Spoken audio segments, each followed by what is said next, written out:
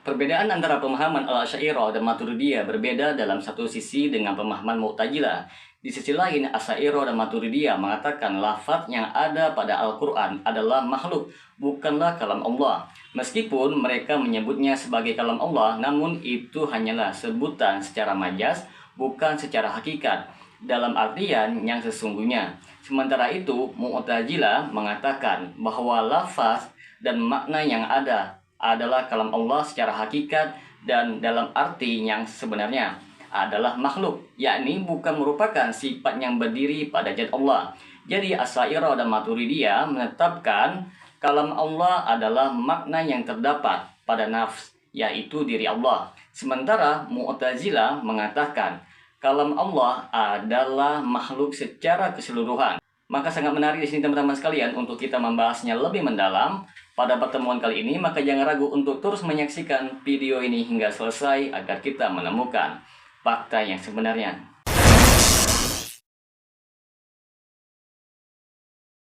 Assalamualaikum warahmatullahi wabarakatuh. Jumpa lagi dengan saya Rio Mulyadi di channel Manhaj Dakwah. Pada episode kali ini kita akan membahas tentang kalamullah menurut masing-masing golongan dalam Islam. Jika kita teliti lebih mendalam, pendapat Asy'ariyah pada akhirnya berujung pada pendapat Mu'tazilah. Meskipun nakalan-nakalan mereka berbeda dengan Mu'tazilah, akan tetapi hasil akhirnya hampir sama dengan pandangan Mu'tazilah. Ada sebagian kalangan dari Maturidiyah dan Asy'ariyah yang menyatakan bahwa tidak ada perbedaan antara mereka dengan Mu'tazilah dalam masalah kalam Allah, kecuali hanya pada aspek kalam nafsi. Hal itu seperti yang dikatakan oleh filsuf Al-Maturidiyah, yaitu At-Taftajani. Al-Maturidiyah memiliki titik temu dengan Mu'tazilah pada pandangan bahwa kalam Allah dalam arti kalam lafzi adalah makhluk. Di sini teman-teman sekalian, sisi yang membedakan antara keduanya adalah pemahaman tentang kalam nafsi yang diusung oleh Al-Maturidiyah. Mereka mengatakan kalam Allah tidak mungkin boleh didengar karena kalam Allah adalah kalam nafsi, yaitu makna yang ada pada diri Allah. Adapun kalam nafsi, yaitu berupa huruf dan suara, maka itu adalah makhluk yang diciptakan di udara.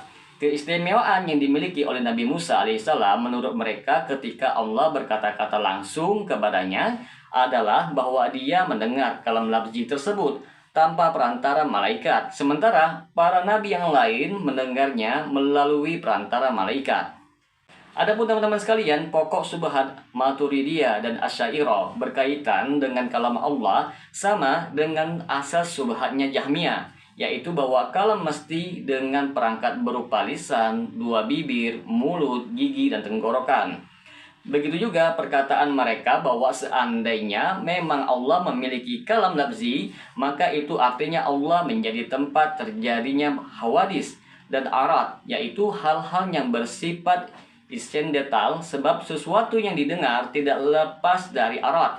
Hal ini sebagaimana yang dikatakan oleh Abu Mansur Al-Maturidi dalam bukunya yang berjudul At-Tauhid. Oleh karena itu teman-teman sekalian, mereka berujar bahwa tidak boleh mengatakan Al-Quran bukan makhluk, akan tetapi yang boleh adalah mengatakan Al-Quran kalam Allah adalah bukan makhluk. Hal itu supaya penakwilan status makhluk tidak tertuju pada Al-Quran yang terdiri dari huruf, suara, dan arat. Sebab mereka mengatakan bahwa Al-Quran yang terdiri dari huruf, suara, dan arat ini adalah makhluk. Adapun kalam Allah yang bukan makhluk menurut mereka, maka yang di sini yang mereka maksud adalah kalam nafsi, yaitu makna azali yang terdapat pada zat Allah dan tidak berhubungan dengan kehendak dan kuasanya. Menariknya di sini teman-teman sekalian, ada juga di antara golongan mereka yang memperbolehkan dua perkataan tersebut, seperti Abdul Aziz Al-Firhayari Al-Hindi, seorang ulama kalam dari kalangan Al-Maturidiyah. Ia menyatakan bahwa jika kita mengatakan Al-Quran bukan makhluk, maka yang kami maksudkan adalah kalam nafsi. Dan jika kita mengatakan Al-Quran makhluk, maka yang kami maksud adalah kalam nafsi.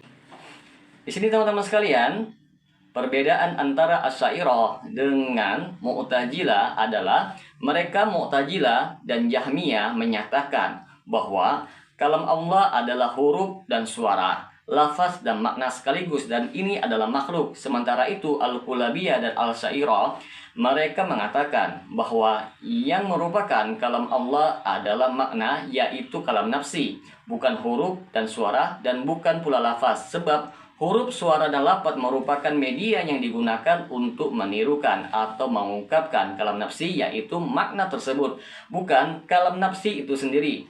Kalam Allah menurut mereka adalah makna yang ada pada diri Allah. Adapun Ahlussunnah wal Jamaah menetapkan Al-Quran adalah kalam Allah dengan huruf dan maknanya. Golongan ketiga, Al-Qaramiyah, mereka mengatakan bahwa Al-Quran adalah kalam Allah secara hakiki dengan huruf dan suaranya, lafal dan maknanya. Al-Quran adalah hadis. Al-Quran adalah kalam Allah dan bukan makhluk. Allah berfirman dengan kehendak dan kuasanya. Bilapun Dia berkehendak, dan Allah senantiasa kuasa untuk berfirman, akan tetapi mereka menjadikan semua kalam Allah adalah hadis. Mereka tidak menjadikan jenis kalam Allah sebagai kalam azali. Mereka beralasan karena tidak ada yang namanya sesuatunya hadis pada zaman azali. Pendapat Al-Qaramiyah berkaitan kalam Allah merupakan pendapat yang paling mendekati mazhab salaf. Golongan keempat, Al-Iqtiraniyah, mereka mengatakan kalam Allah merupakan sifat qadim yang terdapat pada zatnya. Kalam Allah adalah huruf, suara, dan makna, akan tetapi tidak terkait dengan kehendak dan kuasanya. Mereka berpandangan bahwa huruf tidaklah bersifat urut dan bergantian, akan tetapi berturutan antara satu sama lain. Basmalah misalnya, huruf ba di dalamnya tidak mendahului huruf sin. Demikian pula huruf-huruf setelahnya, semua berurutan antara satu dengan yang lainnya secara simultan. Di satu waktu yang bersamaan, mereka berpandangan seperti ini karena ingin menghindari dari implikasi dan konsekuensi sifat hudus. Sebab menurut mereka, tatabu atau yang dimaksud dengan berurutan merupakan bentuk hudus, dan Allah tersucikan dari sifat hudus. Mereka berpandangan bahwa kalau merupakan sifat inherent dan intrinsik, sama seperti sifat hidup dan kuasa. Maka teman-teman sekalian, pandangan di atas jelaslah sangat batil dan keliru. Sebelumnya kita telah membantah terhadap sebagian dari dasar-dasar pandangan ini.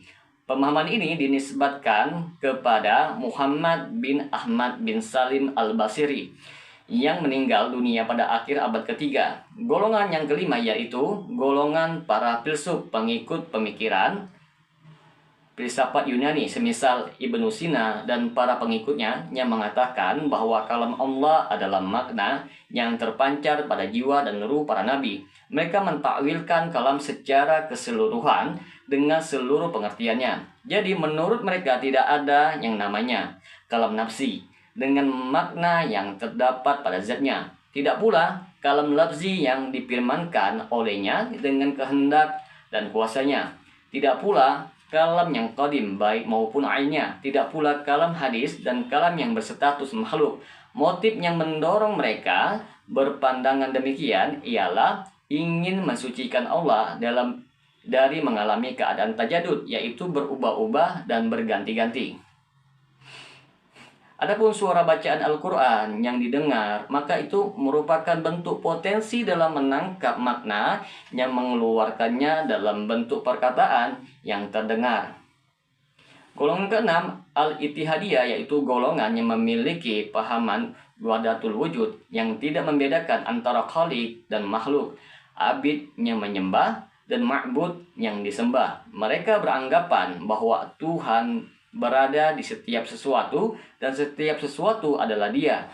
Berdasarkan hal ini, maka berarti setiap perkataan adalah perkataan Tuhan, karena setiap zat adalah zatnya Maha Suci Allah dari semua itu. Bahkan Ibnu Arabi At-Tatai mengatakan, setiap kalam di alam wujud ini adalah kalamnya Allah, baik yang berbentuk syair, pujangga.